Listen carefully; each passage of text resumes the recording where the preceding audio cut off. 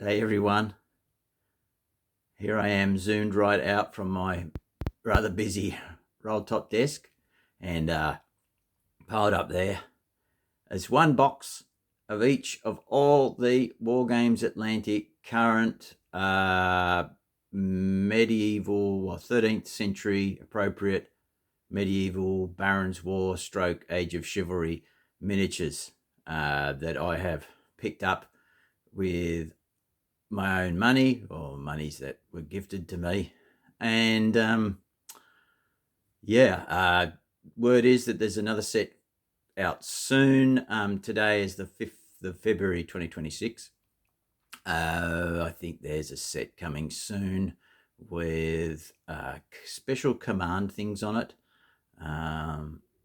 So anyway, I got them all, bought them all myself. These aren't free samples.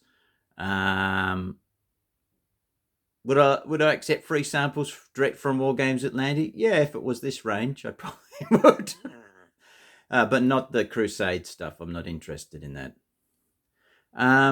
Okay, so what I'm thinking of doing, and it's been done to death already probably, and I'm not here to teach any grannies to suck eggs or anything like that, or say my way is how you're supposed to do it, or any stupid stuff like that. But what I thought I might try and do is paint some of the figures by putting my hands around the phone and try and paint them. It's not going to be my normal painting stance because I tend to press in close to my desk where these padded bits are. My body is right, my knuckles go right into those padded bits, and I sit really quite close in and tight. And my work is on painting stands, and it's always twisting and turning, and so it's going to be a real challenge. If you see this video, it means it kind of worked, and I've released it. If you never see this video, then well, it didn't work. Okay, I thought I'd start with a couple of peasant types. What are they called? Peasant Levy from the top box. I have already painted some of the other stuff that I haven't revealed yet. I have painted a couple of mounted knights, a couple of foot knights. Yeah. So, but anyway, I thought we'll have a look at some Peasant Levy. I know a lot of other people have done it, but I'll give it a go.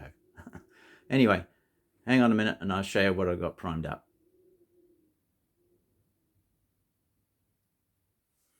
Okay, these are the two fellas that I've put together just to, have a go at this.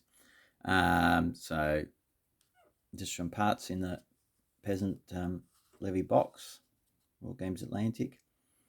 Got an archer with a stick, you can stick that quiver on.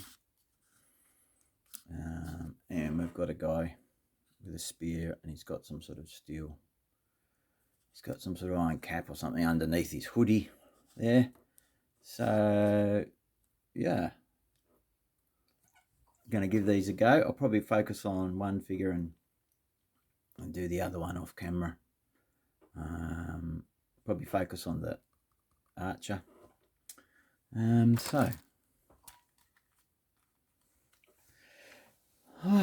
Let's give this a crack. Okay, first up, what I do is I am going to grab just probably a synthetic brush for starters, and I am going to put on some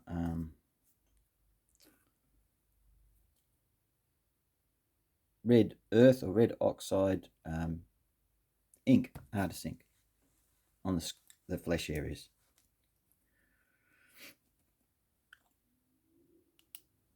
So I'm just putting it on, not on a wet palette, but just on a bit of a paper, disposable paper palette thing that I use. You can buy them in sort of blocks from cheap stores and places online. You just fill it up. When you've filled it up enough paint, covered it, you tear it off and put another strip on. So just going to thin this out with my wet brush and try and paint in a fashion that is not, I'm not accustomed to. Oh, this is weird. Okay. That's, hang on.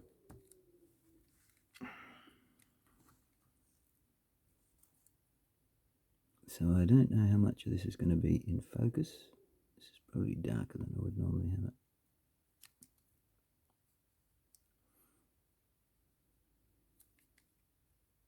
Sorry if the lighting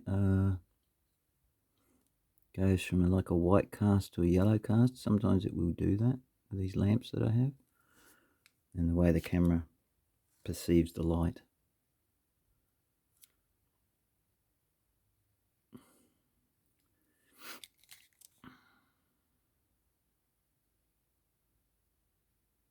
Like I said, this is not how I normally would paint. I paint much closer into my body. So I'm not to, because if I did this for too long, I think it would hurt my back and shoulders more. Painting around the phone. Okay, so yeah, I just blocked in the flesh areas there pretty much. You can't really see much of any neck in there. Oh. Yeah. So this just gives me my ground for the flesh colours that come afterwards. So I'm going to get on and do the same to the other chappie as well. Okay. Okay, so both those are done. Now what I'm going to do, I'm going to base coat the wood parts in scale 75 Iroko. I could use a darker base, but it gets a an ink wash later on. So I'm just going to put some of that on my paper palette and block that in on the bow and the spear. I don't think there's any other parts that require it really.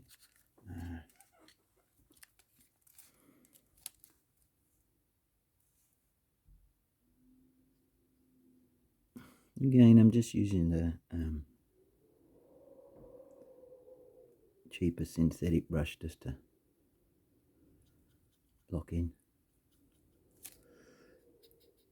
It doesn't matter if you can see the brush strokes. For me, just try and keep them mostly going in an up and down direction, because it actually, I say mostly, it actually will help the if there are visible brush strokes, it doesn't matter, because it'll help the wood grain effect later on when you put the inky sort of wash on.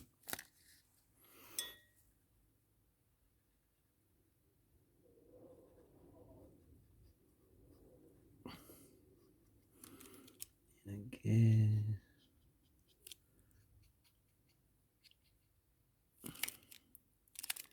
There we go. So someone asked me in the comments if I did slap chop. And no, I don't. I have years and years ago I did. Well, they call it in art, they call it the grisaille method. It's kind of like a underpainting kind of method in which you glaze over. This is not focusing. Glaze over other colours over an underpainting. And I've messed about with it in the past. I remember trying to do it with a 54mm figure once. Sorry guys, this might be John's video of his abortive attempt to paint miniatures on the camera and put it up for a laugh, show why I can't do it.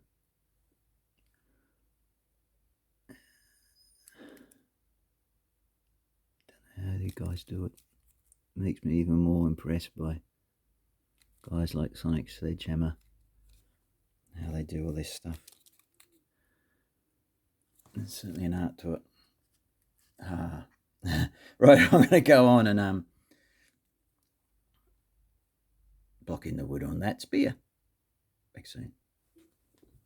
So there we go, wood blocked in. So yes, although I don't do slap chop, karate chop, or grisaille. But I do use a mongrel method that does use some inks and some contrast type paints for certain jobs.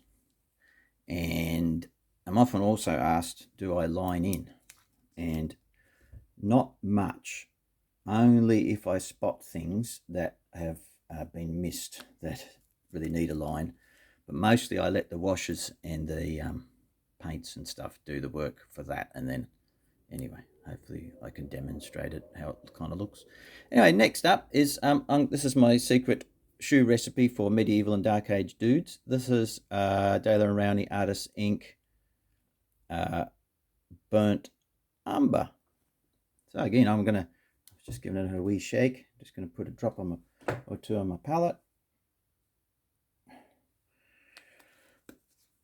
I don't need much. I'll probably put down too much then. And I'm still just using this inexpensive, just cheap acrylic brush, synthetic brush. Okay, and we're just gonna hit the shoes, and it acts a bit like a contrast style paint. I think I've got a bit too much on my brush here.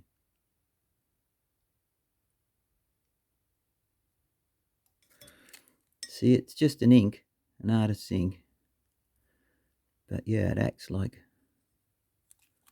contrast, eh? Because it's just pigment in a suspension, just like that, just like contrasty stuff is. And I really like how that turns out. I've used it for yonks now on shoes. So that's my shoe done. And I'm going to go and do this chappie's shoes as well.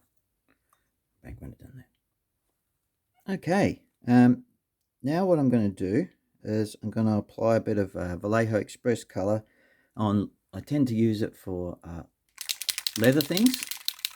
And I've got here, if I can get them in shot, I've got mahogany and what's this one? Willow bark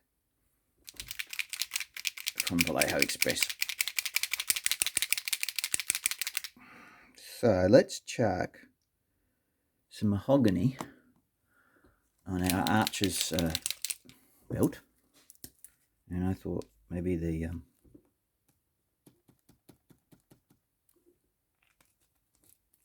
willow bark on his quiver.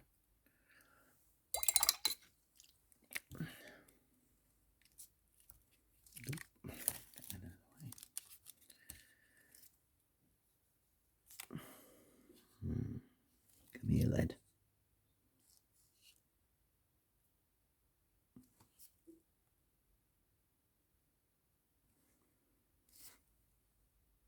Come on, lad. Focus for me. It's not very precise.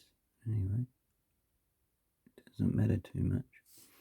And it's hard to be precise when I'm painting it this unusual sort of method. But hopefully it'll give you an idea.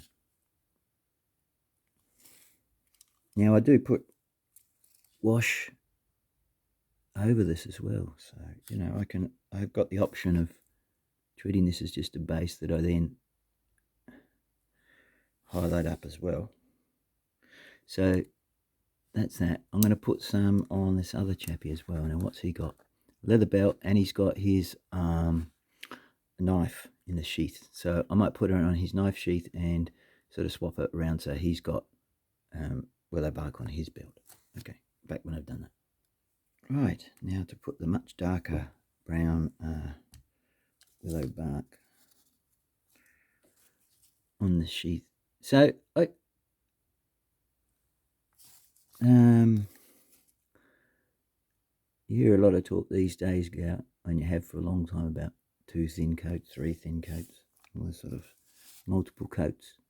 I tend to I don't know, I just paint my own way. the way it's kind of developed over time is kind of this layering method. So it doesn't matter always that it doesn't cover, because I'm going to layer anyway. And what especially with skin, it creates like I don't know, a depth to the color that still some of what's underneath kind of comes through. It's hard to explain, but that seems to how it's developed, with particularly the skin tones. Sort of they start from that base, but then build up layers on top. They don't necessarily have to be super thick layers. So they don't have to like totally cover. They can let some of what's underneath come through.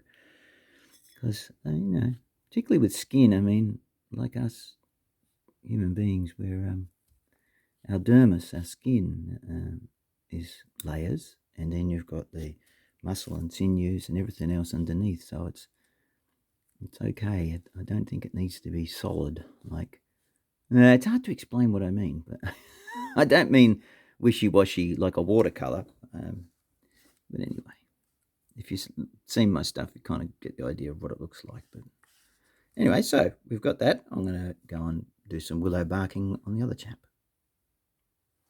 Right, next I'm going to block in his hair and beard. For that, I'm going to use Reaper Brown Liner. Won't show you the bottle because it's mostly a faded label. But you could use like a black brown, brown black, something like that, or like a dirty black, like smoke black, from AK 3rd Gen. So I won't show you that bit. I'm going to block his hair in, and the other chappy, I'll block it in the same, and then I'll come back. Okay, so I've put blocked in with the sort of black brown stuff, the brown liner. There, I've gone on and sort of put it over buckles, and on the other guy on his helmet and the spear end of the spear as a base for metallics, basically, because I had it on the palette, so I thought, oh, may as well. So looking at this archer fella, it does appear he has some sort of scarf around the back of his neck. Now, whether that's meant to be like he's meant to be a rogue and a robber, and it's a thing that pulls up over his face, but he has it comes down the side of his face and round the back of his neck. There's like a scarf. It's not hair texture. So what I might do is paint it a different color and incorporate it into this whole cowl thing he's got going on. Although the cowl does have a separate, on this figure, have a separate pointed hood as well. But we'll just say it can be all part of the same batch of cloth. So what I thought I'd do is I'd grab some colors, and I'm going to base coat those on. I'm going, probably for that cowl on him, I'm going to use AK's Extra Dark Green, and that'll stand a lot of highlighting, be a nice dark base. And then there'll be a combination, his sleeves. I'm trying to figure out what his jacket's actually doing. Whether he's got a vest and then a couple of layers of sleeves. Those sleeves might be these under sleeves. I might do that in light earth as a base, and then I might do his the main part of his tunic in dark green grey, and I go for a russet colour for his leggings, and do flat brown from Vallejo. So I'm going to base coat them on. I'm just going to, I pulled out a different brush. So this is just it's a bit raggedy, but it's still okay for base coating. It's a bit of an artist long handle one, but I had it in the art shop, and so I picked out, it's a Holbein one made in Japan. It's synthetic. I'm not sure if it's a mix of synthetic and sable, but it's got a funny name like New Re-Sable or something. Who knows? But anyway, it's going raggedy like a synthetic one does. Anyway, all right for base coating. I'm going to get in and block those colours in. So what I'll do for the other chap, I'll take the same colour scheme, but I'll switch it up. So different parts will be different colours, and I'll show you. Rather than you watch a bloke base coat a figure, I'll show you the and I'll just again shoot down to this. There's the colours that we've got there. So light earth, dark green grey, flat brown, extra dark green. So hopefully that's enough colours to be. If it's not, I can add some more. It's just trying to keep track of the various sections. Okay, I'm going to crack on and do this. Okay, I've done most of the blocking in. I pulled out a bit of, to do the knife handle on the spearman there. I grabbed a bit of beige brown to do the knife handle from Vallejo. And I just need to tidy up those feathers. So I'm going to use some green grey as a base for those feathers. Put a little bit of that down. We'll get that on. Hopefully.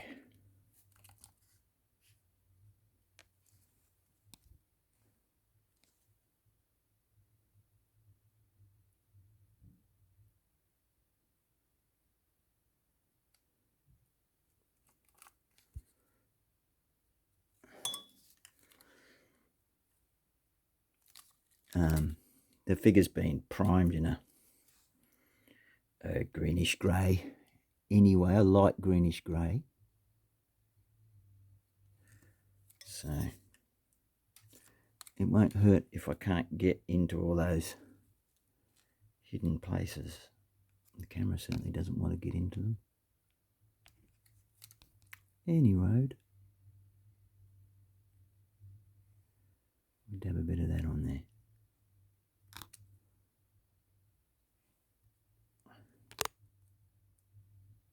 Run a bit across there. Okay. So let's have a look at our base coats, how they turned out.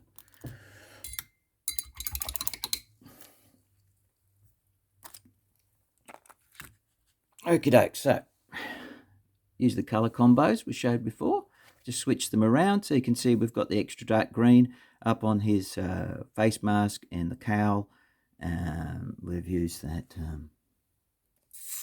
dark green grey on the main part of the tunic and the light earth colour for the sleeves, and on the other guy we've used it on the leggings, and flat brown for the bowman's leggings and flat brown for the guy's tunic, and he's got extra dark green sleeves and that green grey, dark green grey hood. So yeah, I just sort of mixed it up, did a little bit of tidying up where I splashed a bit on the spear, went back in with the wood colour. So yeah, that's the base coats established for those two chappies. I might set them aside for a little while. The next bit will be the wash. Yeah, I'll bring you back when I've applied the wash. The wash is nothing too exciting. You can use any sort of Agrex Earthshade or Strong Tone or whatever takes your fancy, really. I'm not going to put that wash on the wood parts. I'm going to use my ink wash for the wood. But my overall wash is a sort of a brownish colour. So we'll have a look at that in due course. Okay, guys, a slight jump cut here. This is the next day. Haven't put the washers on yet because I was talking to my mate Darren about the fact that I'd already recorded 24 minutes of video, and I was saying, what do you reckon? Should I put that up and do it, break it into parts, rather than make a really long form video? He said, give it a go of just releasing what you've done so far and break it up. But so I'm going to try that. What I'll do off camera is put my homebrew combined forces brew, which is basically like a combo wash of all sorts of homebrew of all sorts of bits and pieces. And I'm going to apply that all over the figure, except for the wood parts, as I said. And for the wood parts, I'm going to use Inktense wood, which goes on shiny like a lot of inks can do, but that doesn't matter because we've got ultra matte varnish in our painting arsenal and we can kill any shine, so there's no problems with that. So what I'll do is this will be the outro, which I'll tack on to the 24 minutes I've already done, and I'll come back in another video to carry this on. If you are happy to see a really long form video of me painting up these two Barons War Peasant Levy guys, perhaps let me know in the comments if that's something you'd rather have a really long video. We could give that a go. Perhaps drop your thoughts in the comments, whether you're happy for me to break it up into parts or whether you'd rather see the whole process from beginning to end in, I don't know, an hour-long video. Woo. Okay. All right. Well, thanks for watching, and I'll catch you in the next one. And when you see these guys, they'll have their the basic wash on and the ink on the wood parts. I'll see you in the next one. Bye for now.